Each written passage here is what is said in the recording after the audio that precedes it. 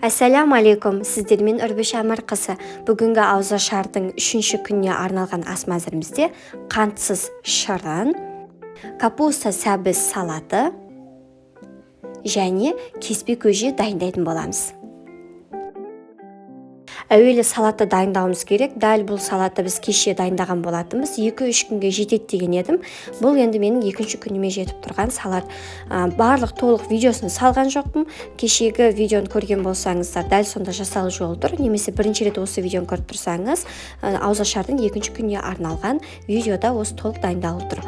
Ал енді шырынды дайындайық. Бұл қант қосылмаған табиғи шырын болады, өте пайдалы. Алдымен кастрюлемізге керегенше су құйып қайнатуға қоямыз. Қайнап шыққанша мұнда жемістерді тазалап жуып алайық. Менде бұл жерде мұздатылған қаралы, яғни слива және алма қолданамын. Жақсылап жуып тазалап аламыз. Мен 2-3 қайтара жуып аламын. Және алманың ортасындағы дәндерін алып тастаймын, бірақ сыртындағы қабығын ашымаймын. Осы күйінде бір алманың өзін 5-6 бөлікке бөліп саламыз. Бізде дайын болды. Суымыз да қайнап шықты. Суға осы күйінде барлық жемістердің барлығын бірге саламыз. Ақырындап қауіпсіздік ережесін сақтаңыздар, қолдарыңыз күйіп қалмасын. Енді қайнағанын күтеміз. Толықтай осылай қайнап, тарсылдап қайнап жатқан кезде жақсылап шырыны шығу үшін, өзінің дәмі шығу үшін, түсі шығу үшін 4-5 минуттай тура осылай қайнатамыз. Кішкене орташа отқа қойсаңыздар болады. Сонымен қатар плейлистеде напитки бөліміне кірсеңіз, ол жерде де неше түрлі компоттардың жасалу жолын көрсеткенмін. Сухофруктиден қалай компот жасаймыз, ол туралы да көрсеңіздер болады. Төменде сілтемесін тастап қойдым. Енді толықтай жылығанын немесе суығанын күтеміз.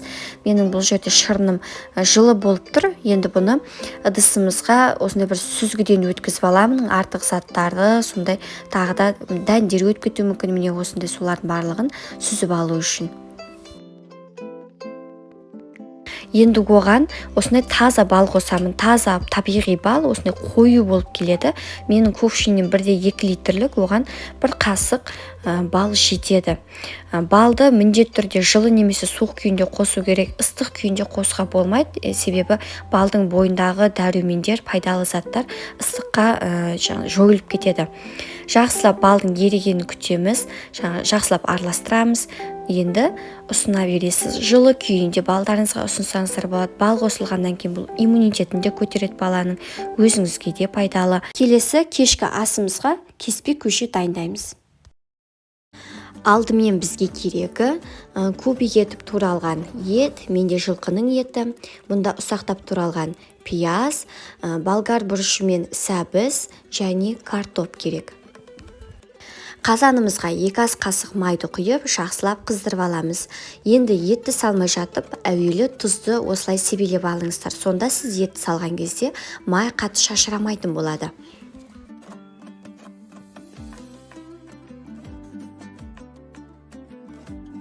Етті жақсылап араластырып 2-3 минут көлемінде қуырамыз.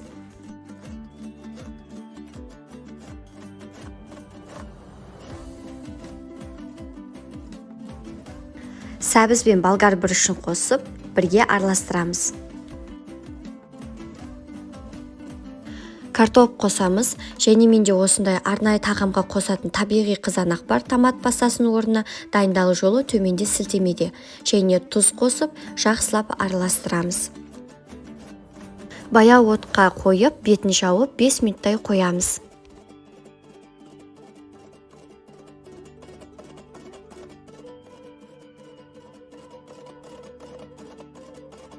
Енді үстіне көбірек су құйып, қайнауға қоямыз. Көбірек су құя беріңіздер, өйткені қайнатуда 1,5 сағаттай тұрған кезде бәрібір суы азайып кетеді.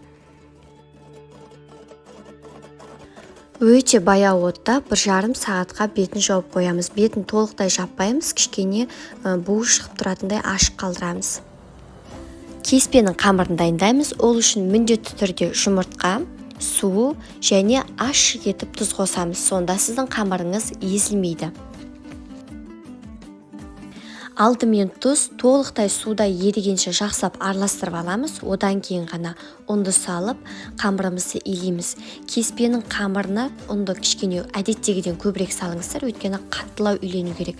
Бешбармақтың қамыры кішкене қаттылау үйленеді ғой, кеспенікі де дәл солай болады.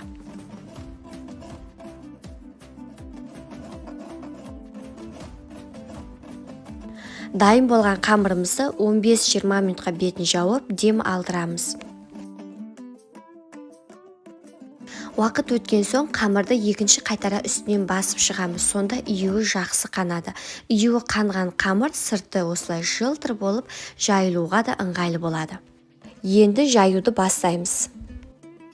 Жалпы қамырды қалай дұрыс үйлеу керек және қамырдың тез жайылу үшін не істеу керек, оның да өзіндік әдістері бар. Оны да сіздерге төменге жеке сілтемесін қалдырып қойдым, арнайы видеолары бар. Қамырды жұқа етіп жаймаймыз, кішкене қалыңдау болу керек, өйткені кеспені ұсақтау етіп тураймыз.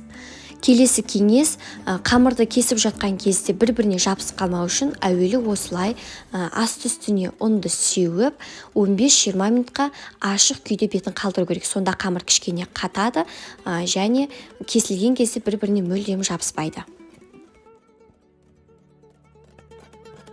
Мен 20 минут ұстадым, міне қамырымыздың беті кепті. Енді тағы да осылай ұнды жақсылап сеуіп аламыз да, оқтауға нығыздап орамаймыз. Жай ғана осылай қолымызбен итеріп қана орап аламыз.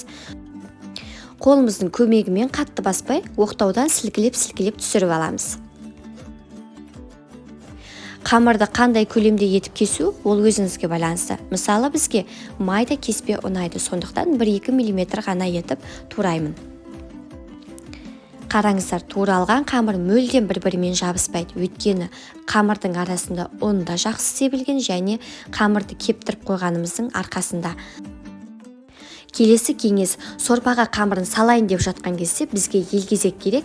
Елгезекке қамырды 3-4 бөлікке салып, осылай сілкілеп артық ұндарының барлығын түсіріңіздер. Сонда сіздердің сорпаларыңыз тұнық болып тұрады. Егер артық ұнымен қосатын болсаңыздар, сорпаларыңыз қоймалжың болып қалуы мүмкін. Бұл да бір сіздерге кеңес болсын. Міне сорпамыз 1,5 сағаттай қайнады. Міндетті түрде етін тексересіз. Ет піскен болса, ары қарай кеспелерін сала беріңіз. Қамыр салып жатқан кезде оттың асын барынша күшейтіп қоясыздар. Қамыр қатты отта қайнап пісу керек. Сосын қамырды бірден көп салмаңыздар. Міне менде мысалға сорпасы көп болып көрініп тұр ғой. Қайнап жатқан кезде қамыр өзіне суды тартады. Сондықтан оның көлемі бәрібір ұлғаяды. Міне байқадыңыздар ма, кеспенің көлемі ұлғайған. Мендегі қамыр 8 минуттай пісті. Енді бұны піскен тексеріп аламыз. Егер тістеріңіздің арасына қамыр жабыспаса, ол пісті деген сөз. Біздің тағамымыз дайын. Тағамымызды кеселерімізге сүзіп, бетіне ас көк қосып берсеңіз, тіпті дәмі бір-бірімен жақсы үйлеседі. Бұл кеспе көже байырғыдан келе жатқан ас мәзіріне жатады. Егер тағы да қандай да бір ақпарат, қандай да бір кеңестеріңіз болса, төменде пікірде күтеміздер. Міндетті түрде ақыл кеңестеріңізбен бөлісе отырыңыздар. Осылай өзімізге пайдалы көк шөптерді, көкөністерді жиі қолданып бастайық. Қантсыз, газсыз сусындарды қолданайық және пайдалы деген салаттарды жасап, өз ағзамызға өзіміз қамқор болайық. Ұстаған оразаларыңыз қабыл болсын.